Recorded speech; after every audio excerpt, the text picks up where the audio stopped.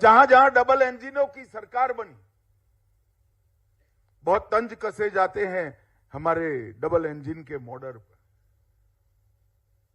कैसा कैसे हो सकता है? ऐसा ही होता है, क्योंकि एक समान विचार की पार्टी के लोग जब सिद्धांतों के आधार पर राजनीति करते हैं तो ऐसा ही होता है। इसका बेस्ट उदाहरण है तो हमारा हरियाणा है।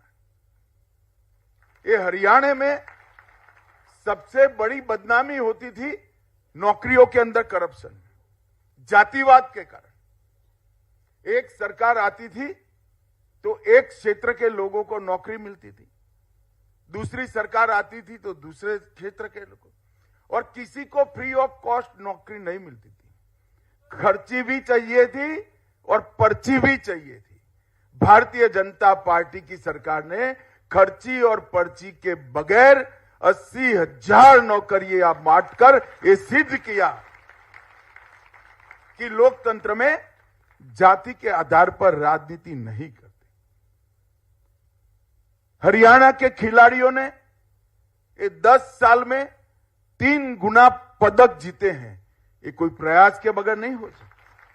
बासमती चावल का सबसे बड़ा निर्यातक छोटा प्रदेश होने के बावजूद 10 साल में हमारा हरियाणा बना, और सेना में हर 10वां जवान एक छोटे से हरियाणा से है। सबसे ज्यादा 14 फसलें किसानों की अगर राज्य में एमएसपी पर खरीदी जाती है 24।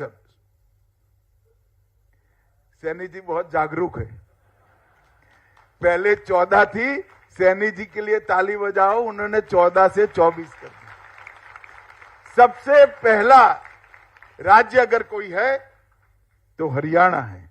लाल डोरे के भीतर मालिकाना हक अगर पूरे देश में सबसे पहले किसी ने दिया तो हरियाणा ने दिया। एक भी सरपंच अनपढ़ न हो ऐसा कोई राज्य है तो हमारा हरियाणा है।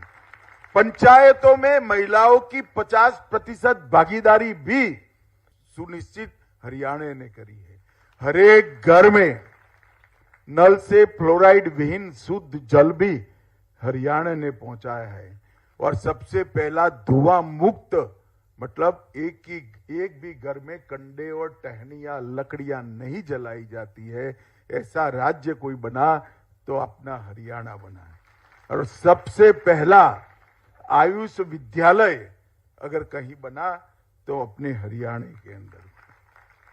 और हरियाणा का बजट, हुड्डा साहब शायद कल देखेंगे अखबार में, हुड्डा साहब आप 37,000 का छोड़कर गए थे, हमारे सैनी ने इसको 1 लाख करोड़ तक पहुंचाने का काम किया। 2 लाख करोड़। आज सैनी जी मेरे डेटा को सुधारते ही जा रहे हैं। इसका मतलब कि आप जीडीपी भी बढ़ा रहे हो, जनता की सुख सुविधा भी बढ़ा रहे हो, गरीबों को भी आगे लाने का काम कर रहे हो, और इंफ्रास्ट्रक्चर भी बना रहे हो।